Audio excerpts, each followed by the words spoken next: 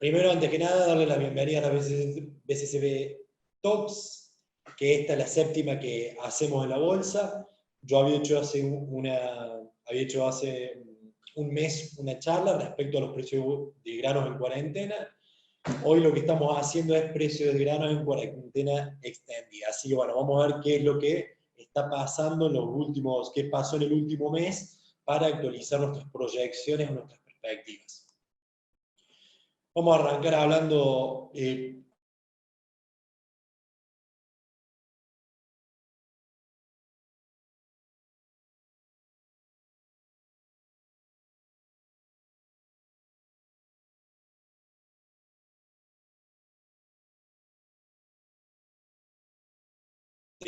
economía. Ahí me están diciendo que no se escucha de nuevo. Les pido que tengan paciencia, que se puede llegar a cortar. No sé, es un problema a nivel local acá de mi conexión a internet.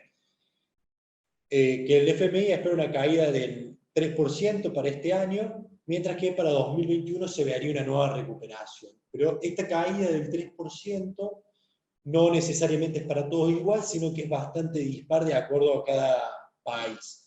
Cuando nosotros lo vemos desagregado por distintos países, los principales que a nosotros nos interesan, porque son nuestros principales socios comerciales, como por ejemplo la zona euro, vemos que son los más perjudicados, principalmente Italia y España, donde el problema está lejos de estar solucionado y donde los efectos pueden ser aún mucho más graves, donde Italia tiene pérdidas de casi 9% de su producto para este año, España cerca del 8%, o por ejemplo Estados Unidos, donde también tiene una pérdida estimada en el 6% de su producto bruto. Sin embargo, estas son las primeras estimaciones que se realizan, donde podría llegar a empeorarse de acuerdo a cómo va evolucionando esta pandemia. Por otro lado, Argentina también tendría una gran pérdida, ya viene de un año de recesión, este año no volvería a ser la excepción, con una pérdida de casi el 6%. Y China es la única que ahí aparece con un leve crecimiento del 1,2%, y este incremento lejano del 5-6% que estaba estimado que creciera durante 2020, está relacionado que la pandemia se comenzó a dar hacia fines de diciembre y donde ellos ya están saliendo justo en el momento en el que nosotros estamos entrando, nos está pegando de lleno esta pandemia. Entonces, esa recuperación que volvería a darse ya a partir del segundo semestre. Cuando nosotros vemos las recomendaciones que hace el Fondo Monetario Internacional respecto a cómo tienen que actuar los países, básicamente son tres ejes.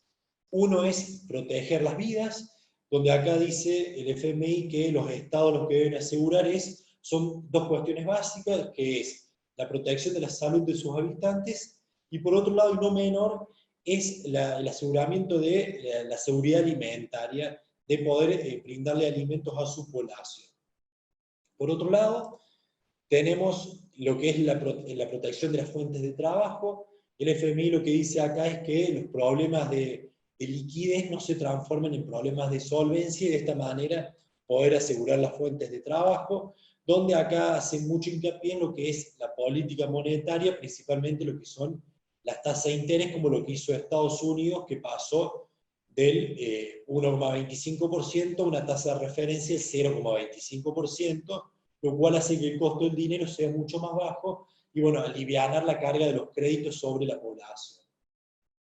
Y por otro lado, lo que tenemos es el plan de recuperación que plantea el FMI, que hay que reducir los riesgos de que esta crisis genere consecuencias que sean irreversibles.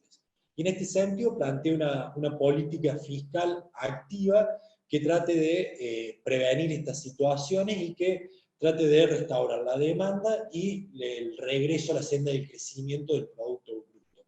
Y que el FMI va a acompañar aquellas deudas que requieran reestructurarse o problemas de desempleo o problemas de desigualdad económica.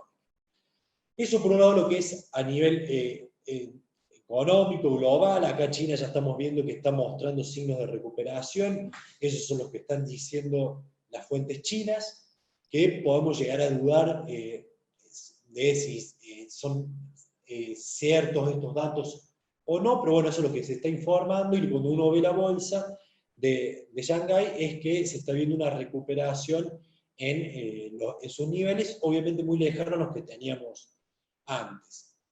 Cuando vemos a Estados Unidos, también tuvo una gran caída en la bolsa, cuando la pandemia empezó a impactar fuertemente los mercados, y luego se empezó a ver una recuperación cuando empezaron a lanzar esos planes de estímulo, tal como les decía antes, esa caída en la tasa de interés y esa inyección de liquidez en el mercado.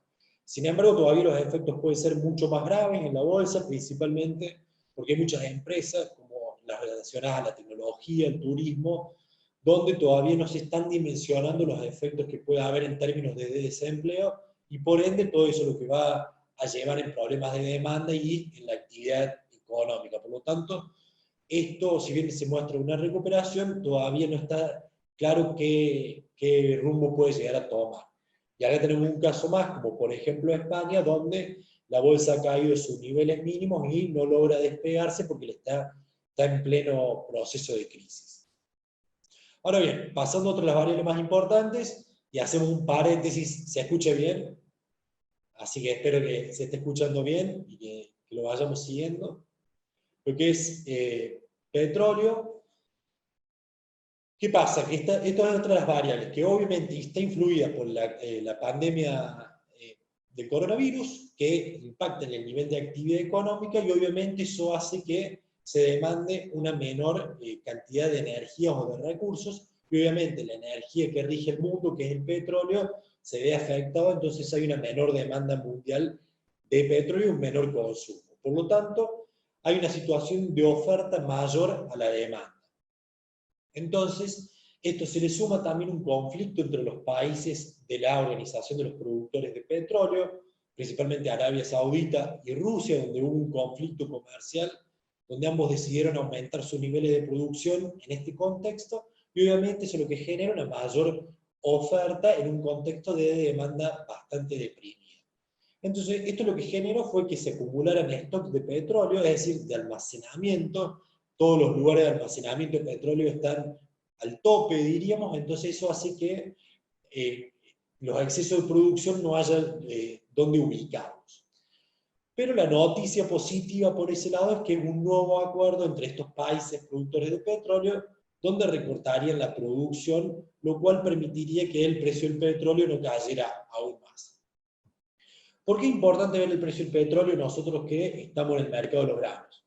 Básicamente por esta relación. Cuando cae el precio del petróleo, lo que sucede es que hay menores incentivos a la producción de biocombustibles u otras formas alternativas de energía.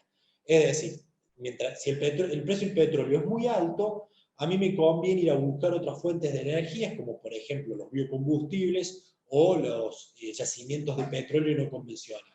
Sin embargo, a medida que el petróleo se abarata, no se justifica ir a buscar otras formas alternativas de transformación de energía, como la transformación de granos. Esto ya lo vamos a ver más adelante porque tiene un impacto bastante negativo en lo que es maíz. Entonces, esto es lo que estamos viendo, que el precio del petróleo cayó a niveles mínimos de los últimos 20 años, y ahí está la relación que les comentaba con el precio de los granos, que eso incide negativamente. Teníamos el precio del petróleo que era de Texas anteriormente, y está el petróleo de referencia del Mar del Norte, que al margen de que entendamos o no para qué se utiliza cada uno, lo importante es ver cómo han caído los precios en estos últimos tiempos y cómo eso impacta de manera negativa en el precio de los granos. Y por otro lado, por último, para ir cerrando esta parte, antes de entrar en lo que es el mercado de granos, tenemos que este es un indicador de la fortaleza del dólar frente a otras monedas, y vemos que con la pandemia, cuando da de lleno, se empezó a apreciar fuerte el dólar con otras monedas, y luego eso se empezó a volver hacia atrás. Sin embargo, en los últimos meses, el dólar sigue estando fuerte respecto a las otras monedas, más allá de que haya bajado la tasa de interés muy fuertemente. Entonces, cuando el dólar se fortalece, también se genera un efecto negativo sobre los precios de los granos. Ahora bien, con toda esa información vamos a pasar a qué es lo que está pasando en el mercado de granos, lo que es soja, maíz y trigo, y luego ver cómo eso impacta en la rentabilidad para la provincia de Córdoba, y lo podemos ver también a nivel nacional. Bueno, ya estamos entrando en lo que es la cosecha, ya entrando en el final de la campaña 2019-2020 en el hemisferio sur, y nos estamos empezando a enfocar en lo que es el hemisferio norte. ¿Qué es lo que va a pasar principalmente con soja y maíz en Estados Unidos? Entonces, el último dato que tuvimos del Departamento de Agricultura de Estados Unidos fue el área a sembrar con soja y maíz en los Estados Unidos, donde en lo que es soja tendríamos cerca de 34 millones de hectáreas, y en maíz tenemos cerca de 39 millones de hectáreas. En soja este número es un poco más bajo de lo que pensaban los operadores privados, mientras que en maíz es un área bastante superior a la que se esperaba y sería la mayor área en la historia de Estados Unidos de maíz. ¿Cómo viene ese maíz en Estados Unidos? Que esto es lo que a nosotros nos interesa ahora para entrar a ver cómo puede impactar los precios.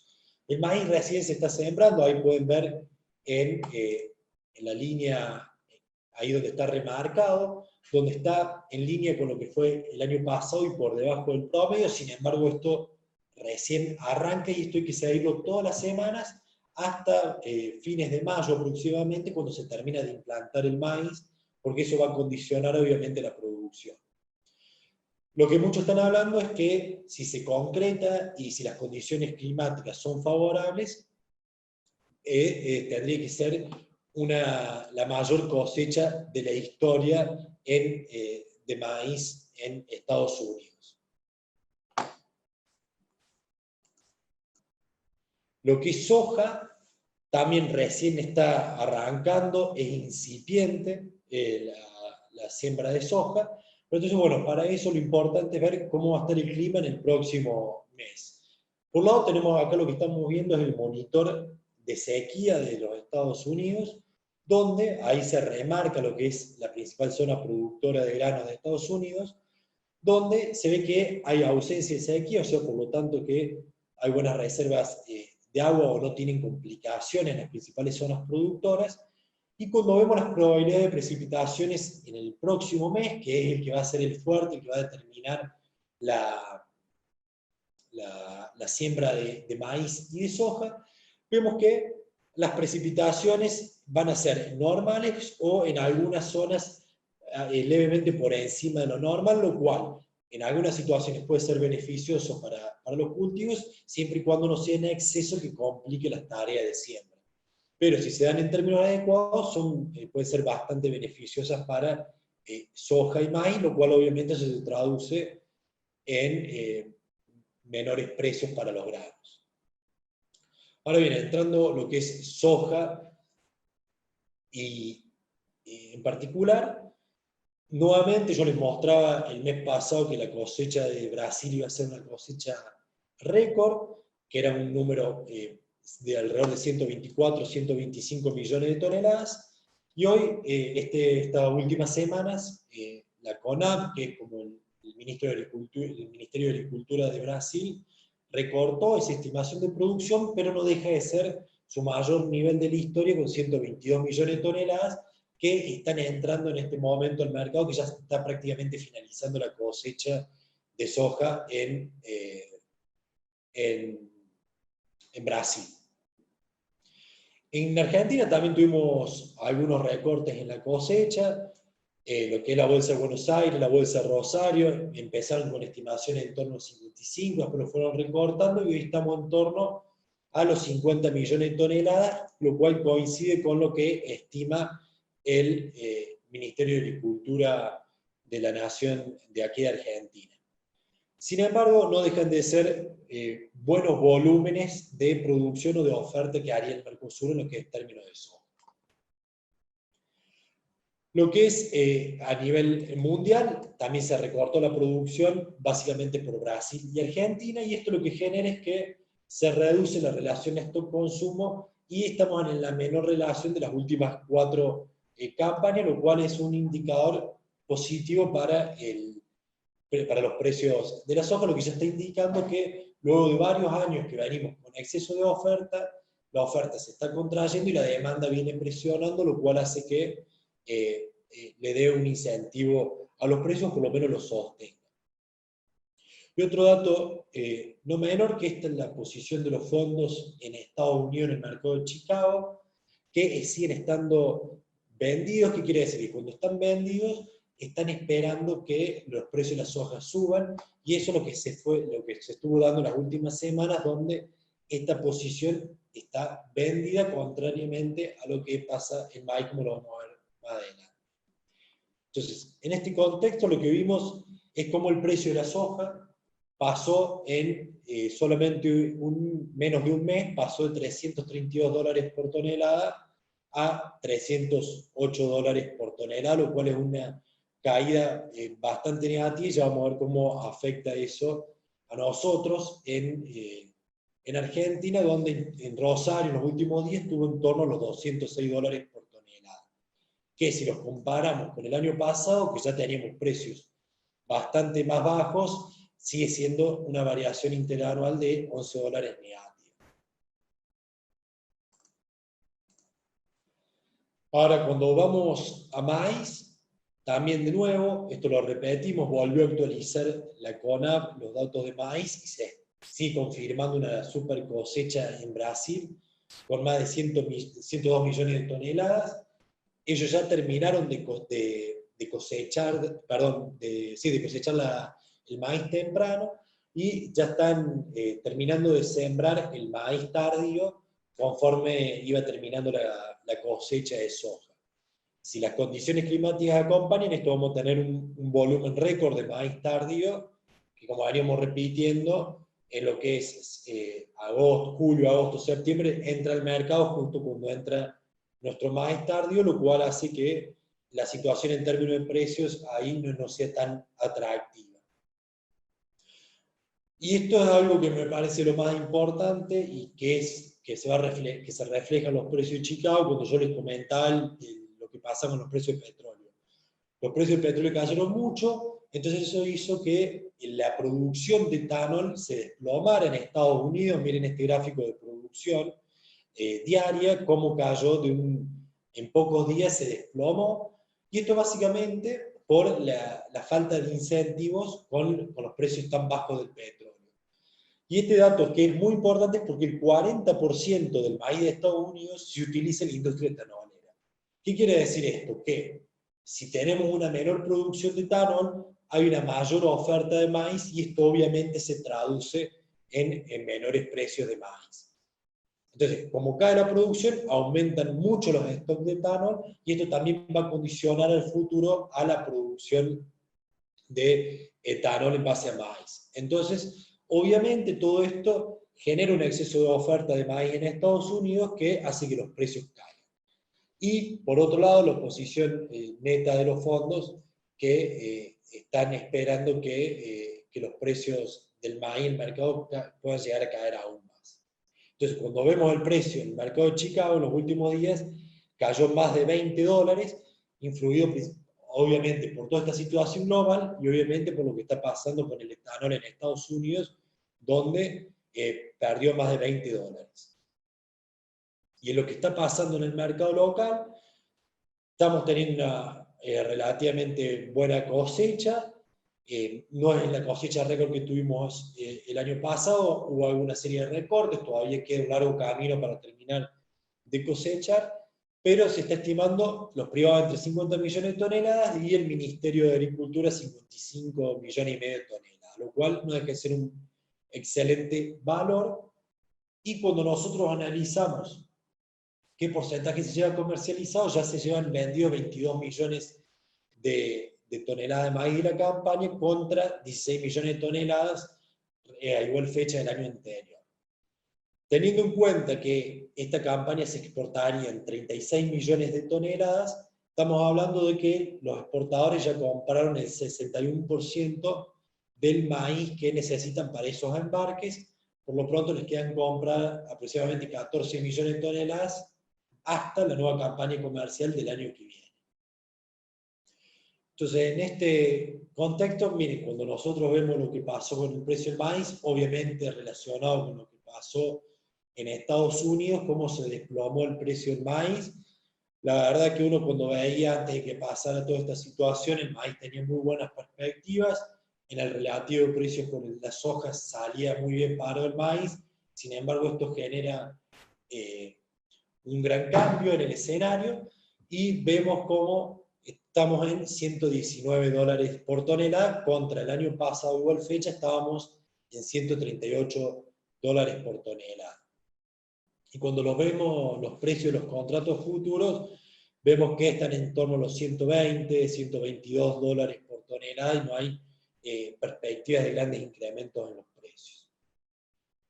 Cuando vamos a trigo, ahí veo una pregunta de Marcos Scali, que es una expansión en el área sembrada cuando uno ve lo que es la perspectiva de lo que es área sembrada de sorgo, de maní, no se ve una retracción en el área, sino que se ve una expansión en el área sembrada de los dos cultivos.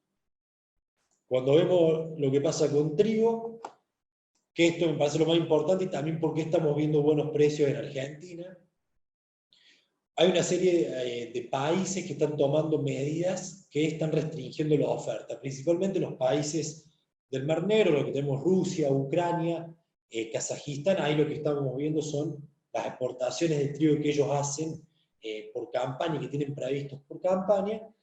Son grandes jugadores a nivel internacional, principalmente Rusia y Ucrania, pero lo que han hecho, han tomado medidas que restringen las exportaciones de trigo para asegurar su oferta doméstica, y no solamente de trigo, sino también de otros productos como el maíz. Entonces estos son límites de la exportación entre abril y junio de 2020, que lo que van a hacer que fueron los que generaron estos incrementos de los precios de trigo, que sostengan los precios de trigo en niveles elevados. Y sumado a eso tenemos un contexto local donde también ayuda a que los precios se mantengan en niveles elevados. Cuando nosotros vemos lo que es dónde está el trigo, cómo se ha comercializado, hoy los exportadores han comprado cerca de 15 millones de toneladas contra 11 millones de toneladas que habían comprado a igual fecha del año anterior. Y los molinos han comprado incluso menos de lo que han comprado el año pasado, han comprado 2,5 millones de toneladas. Quiere decir que hoy se ha comercializado casi 4 millones de toneladas más de lo que se comercializó el año pasado. Pasándolo en limpio, esto cómo queda. Esta campaña, con una campaña récord de producción de 19,75 millones de toneladas, tenemos una producción, una oferta de 21,5 millones de toneladas. De esta oferta total, cerca de 1 millón se usa como semillas y otros usos, pero principalmente como semillas. Las exportaciones que están pautadas en 12,2 millones de toneladas, y los molinos que necesitan para la industria molinera de 6.600.000 toneladas. Pero cuando vemos las compras que yo les mostraba anteriormente, que esto ya lo habíamos visto anteriormente, pero que actualizamos con los nuevos datos, los exportadores han comprado 14.700.000 toneladas, es decir, que se encuentran sobrecomprados en 2,5 millones de toneladas. Mientras que los molineros aún deben comprar 4 millones de toneladas hasta diciembre, que entra la nueva cosecha. Que, como decíamos, lo más probable es que esta diferencia positiva que tienen los exportadores es que la vuelquen al mercado interno, porque de lo contrario, si ellos exportaran los 14.700.000 toneladas, acá no tendríamos el trigo suficiente para poder abastecer a la industria molinera. Entonces lo más probable es que ese trigo se vuelque al mercado local. Ahora bien, cuando nosotros vemos esto en el mercado de Rosario, vemos que el trigo está teniendo muy buenos precios, casi a la par de la soja, y se ha sostenido en torno a los 195, 200 dólares por tonelada, y está $8 por encima de lo que valía en igual fecha del año anterior. Y acá básicamente tenemos dos factores, el factor internacional y el factor local, que hace que se mantengan estos muy buenos niveles. Y ahora, para ir pasando ya a los resultados finales, o con todo esto, cómo lo aplicamos a nivel Córdoba, y qué es lo que podemos esperar para el trigo ya ahora cuando estamos planificando la campaña. Cuando nosotros vemos el precio a cosecha, hoy los contratos a diciembre se están negociando en torno a los $170 por tonelada, que está por encima de lo que tuvimos la campaña pasada, y uno de los mayores valores de los últimos años, de los últimos ciclos. Entonces, con este precio, cuando uno analiza el margen bruto únicamente para trigo, vemos que el margen bruto sería levemente superior a la campaña pasada. Pero, sin embargo, acá es importante poner un gran signo de interrogación o de admiración o de advertencia. Si bien en lo que es la parte económica, el trigo está, con este escenario, con este nivel de derecho de exportación, con estos precios, brinda un resultado adecuado, eso va a depender mucho de lo que es la parte climática. Principalmente también por las disponibilidades de agua. Uno habla mucho con los productores, y muchos de ustedes que están acá van a coincidir, en zonas donde pueden llegar a tener escasez de agua, o si el año es niña, les puede condicionar la disponibilidad para la gruesa. Entonces, más allá de que tengan resultados positivos, es preferible no hacer trigo y hacer el cultivo de la gruesa.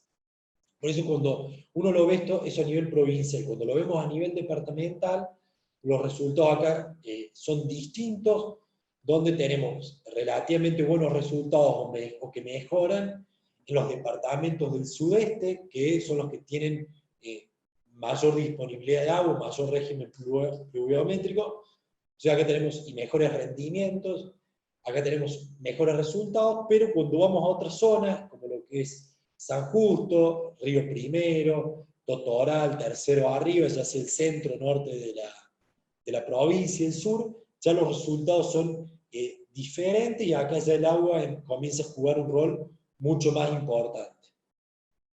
Y cuando nosotros analizamos el planteo combinado con trigo, soja de segunda, que sería un planteo un poco más completo, también, de nuevo, teniendo todos estos supuestos, o suponiendo que estas variables se van a mantener, como los derechos de exportación, y también proyectando algunas variables como tasas de interés o inflación, nosotros llegamos a este resultado que la rentabilidad de la actividad apenas sería positiva, con un 2% sobre el capital invertido, lo cual son números bastante bajos, acá utilizando rendimientos también promedios de un trigo de 25 quintales y una soja de segunda de 30 quintales. Pero obviamente esto es muy variable y de acuerdo al planteo y la zona, pero esto puede llegar a condicionar, entonces, decir el productor, evitar hacer el trigo y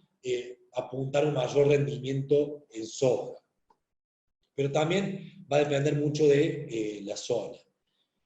Eso de la campaña proyecta, y esto ya enfocándonos en lo que es la campaña que va cerrando ahora, ya avanzando la cosecha. Cuando nosotros veíamos la campaña el mes pasado, los precios de la soja estaban un poquito mejor, pero hoy con los precios disponibles, la rentabilidad de la soja, y tal como lo habíamos planteado ya hace un par de meses, antes de que se reimplantaran los derechos de exportación, la rentabilidad de la soja prácticamente se anulaba con ese nuevo esquema, y hoy eso es lo que estamos viendo, con una rentabilidad apenas superior al 0%, con un 1% promedio para lo que es la soja de primera, y eso que estamos teniendo buenos niveles de productividad por hectárea. Trigo, soja de segunda da un poquito mejor, el maíz temprano, siempre y cuando tengamos rendimientos buenos, y está aprovechando un poco mejor de precio lo que puede llegar a tener el precio del maíz tardío, donde este sería el más perjudicado, también por la gran caída de los precios y por rendimientos que no serían tan altos como lo que esperamos, y tendría una de las rentabilidades más bajas. También, de nuevo, esto va a ser muy variable de acuerdo a el lugar donde se esté produciendo, no en el sudeste, además del costo del flete, que otras zonas más marginales de producción. Y por último, y bueno, y para ir cerrando, yo acá les vuelvo a poner lo que es la calculadora de márgenes que está todavía disponible de la campaña que está cerrando 19-20, pero en las próximas semanas ya estaremos incorporando la calculadora de márgenes 2020-2021 para que ya puedan ir viendo los números que puedan manejar para la próxima campaña, obviamente dentro de este contexto bastante complejo y cambiante, que obviamente va a ir condicionando todas las variables que nosotros vayamos utilizando, pero bueno, nos sirve para ir planificando e ir viendo qué decisiones podemos llegar a tomar. Así que bueno, eso es todo. Por último, y para finalizar, en base a esto, la semana que viene van a estar disponibles los datos de estimación de siembra de trigo, lo que es la provincia de Córdoba, así que es importante tener esta parte económica para luego complementar los resultados que se están terminando de procesar y que van a ser publicados la semana que viene. Así que bueno, eso es todo. Muchas gracias. Los invitamos a que, de nuevo, a que vean la calculadora de margen en la página de la bolsa. Y bueno, les mandamos un abrazo, disculpas por los problemas que hemos tenido. Tratamos de adaptarnos a esta coyuntura, así que espero que les haya sido útil. Estamos a disposición. Les dejo a disposición mi mail acá por cualquier duda que quieran ver o que quieran ver, que quieran de algún... Ahí les pongo el mail.